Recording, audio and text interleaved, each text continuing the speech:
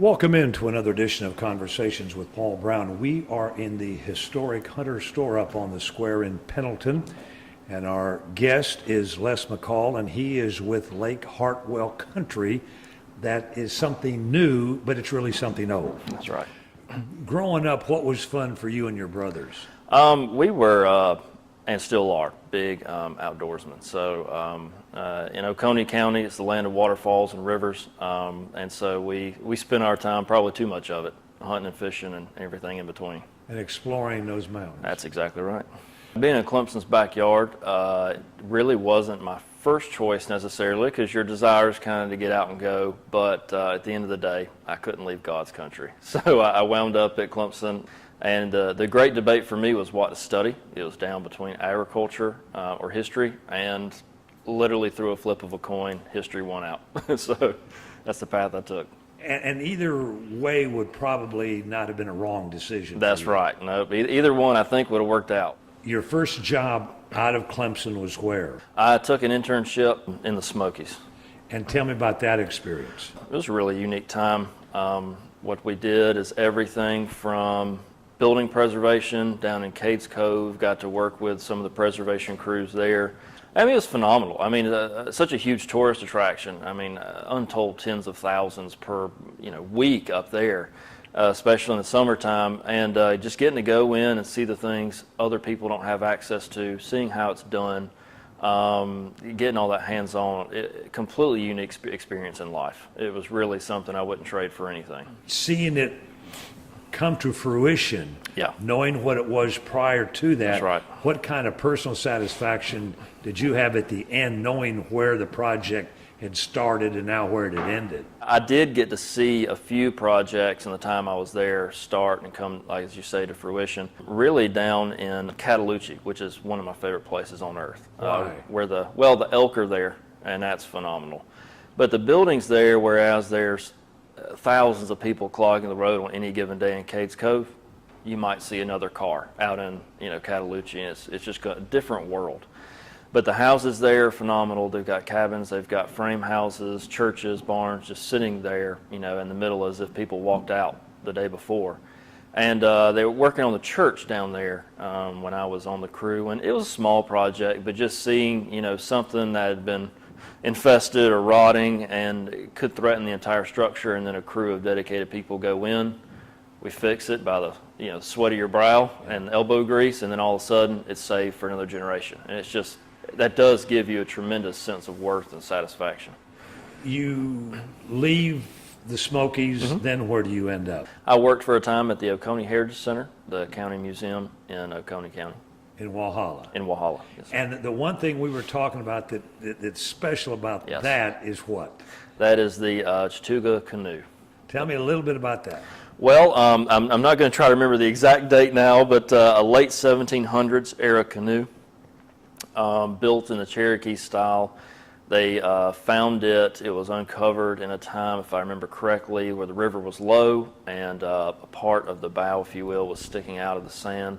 And once they uncovered it, it's over 20 feet long. It's just a phenomenal heart pine, canoe. Early American, very few around in America, really, that survived, especially in our area. They saved it. The state archaeological office consulted, and we figured out, put it in polyethylene glycol solution to draw the water out, replace it with that chemical, which is a really cool preservation project. And while I was there, it actually was completed, the drying out process, and we put it on display. Yeah, there's nothing quite like it. Then you get a new opportunity, another opportunity. Yes. Tell me about that. The Pendleton Historic Foundation was looking for a director, and I accepted that position. And so they own and operate Ashtabula and Woodburn historic houses right here in Pendleton. The place I came to Pendleton first, the Historic Foundation, is actually separate from where I'd come in a year, which is Pendleton District Commission.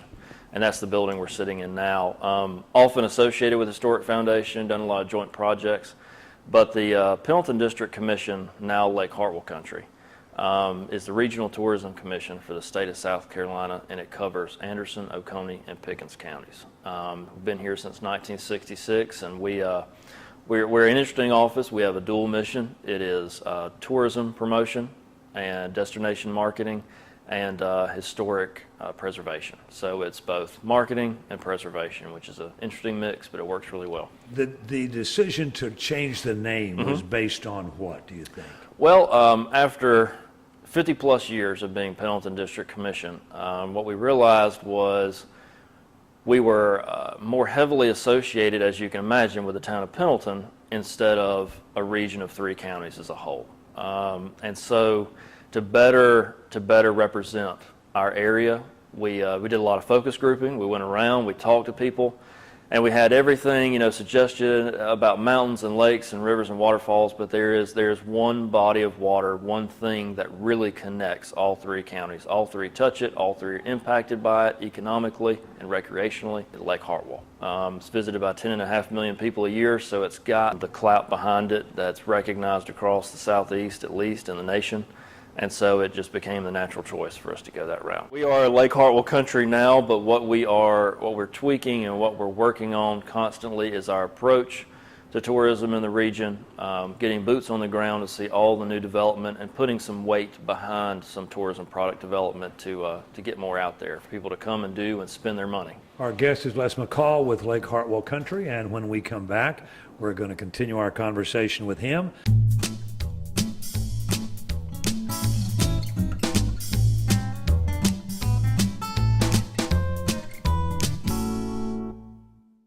Welcome back. Our guest on Conversations with Paul Brown this week is Les McCall with the Lake Hartwell Country folks. They're based up here in Pendleton. The thing that's happened in recent years is the introduction of Bass Masters and Absolutely. everything. How has that impacted what you do, and when you are selling Lake Hartwell Country? Yeah. That's got to be one of the things you tout. Lake Hartwell's already on the map, but after 3 now Bassmaster Classics, it just entered the upper echelons of lakes in the south and really the eastern U.S. A lot of credit needs to be given to the Anderson County Convention and Visitors Bureau. Those folks are tireless, and they've gone after Bassmaster and kept them coming time and again. We've been proud to support their efforts. And so, speaking of numbers, this 2018 Bassmaster Classic, third one on the lake, was the most attended classic in bass history, the history of the organization, 50-year history, and this was by far the most attended. So it shattered records. It was promoted all across the world, of course, and it just really brought a lot of attention, a lot of good things to Lake Hartwell and the region as a whole. Green Pond is kind of like the gift that keeps on giving. It allowed the accessibility to bring in bigger and bigger fishing tournaments. It's a couple phases in, got a couple more to go, I know, but it just keeps getting better and better. It's a beautiful spot. As I said, it just allows complete accessibility to the water. It's really something that is not seen anywhere else in this end of the state. And it's just been a phenomenal tool, and I know as it gets developed, as more restrooms and more facilities get put on site, accommodations creep closer to it, it's just going to the sky's the limit on the impact it's going to have. Our number one mission, first off, bring people in. We want them to come here, enjoy the area, spend their money, send them home with a great experience. And so it's all about economic impact for us. Following that is the historic preservation mission. But what we do to get the word out is we certainly do the typical marketing thing. We take out ads. We do a lot of digital marketing. We focus a good bit on the southeast outside of South Carolina, but we also look to the Midwest and the close north, I'll say, the upper south and just across the line into the north. A lot of people are traveling down for our weather and water. So we want them to come up, and we also focus in-state. Charleston is a powerhouse. Number one destination on the planet at least 5 times in the last 10 years. So, I mean, it's unbelievable to have that city in our state. Well, they're coming to the coast, and in a few hours, easy drive, they can be sitting in our mountains. They can be enjoying our lakes. So there's no reason we can't draw them up 26 and bring them to our end of the state. And so we do focus a lot of effort on getting those international tourists and even some in-state or southeast regional that are coming to the beaches. We pull them back towards the mountains. You have a staff of how many, and who are they, and what do they do? Well, we currently have Rhonda Gray. She's our Director of Heritage and Outdoor Tourism. Nikki Sailors, who's our Director of Agritourism Relations. Those two, they're marketers, and they are also community relations folks. They go out and we're at events where, they're doing the marketing thing, but they're the wheels that keep this bus going, in addition to Jessica Alley, who's our bookkeeper and office manager extraordinaire. And then we also have some part-time staff and some seasonal staff. We draw on Clemson workers, or students who become workers, a good bit. And one of those now is Anna Chastain, who's our intern, soon to be a part-time staff here, and she's a marketing major and just a real talent with ad creation and everything associated with that. Your footprint is bigger than just where you're located here in Pendleton. That's right. That's exactly right. We have our main office here on the Pendleton Square in Historic Hunter's store, but we also have another facility we own and operate that meets our historic preservation mission. And it is the Bart Garrison Agricultural Museum of South Carolina. It's still in the Pendleton area, but it's out on Highway 76 across from Tri-County Tech. It's a building that was set up there, started actually by T. Ed Garrison, and it was basically a very small, sparse, kind of impromptu agricultural museum, mostly implement-based, and it was for school kids to come in and learn about how ag impacted Anderson, Oconee, and Pickens. That mission changed about 10 years ago now. It received the state museum designation, the state agricultural museum's designation, so we kind of kicked it into high gear. That was about the time I was hired, and just overhauled and revolutionized the whole place. And for people that haven't been there, are in for a very pleasant surprise. That's absolutely correct. I mean, we have everything there, really excellent exhibits. The staff there works very hard to bring up-to-date exhibits. So it focuses on the history of agriculture, but we only use the history to frame how we got where we are today, issues in modern agriculture. We put a lot of different things before people and hopefully get them to think about, a lot of things that pertain to their food, their clothing, everything that agriculture touches. Preservation-wise, we brought a lot of interesting structures on site from around the region that we have saved, torn down, and rebuilt there on site. You're in the process now of maybe adding another Yes. find that has shown itself in Anderson County? That's right, and a find it is. It's our most ambitious project yet. It really is a treasure for Anderson County or the upstate as a whole. It's a very historic structure, the McGee Mule Barn, for lack of a better term. It's down in Starr. And, a great deal of Anderson is named after the McGee family, and this is that family. And their name is associated with the mule trading business for the early part of the 20th century. And, in the days before tractors, the mule was what made the farm go, especially in the South. That's a lot of their legacy, and this barn is almost, the representation of that legacy. It's an incredible structure. It's over 30 feet tall. That tall to let the heat by all the mules that were packed into it once they came off the railroad or before they were shipped out on the railroad, because they shipped everywhere across the state and the southeast to a good extent.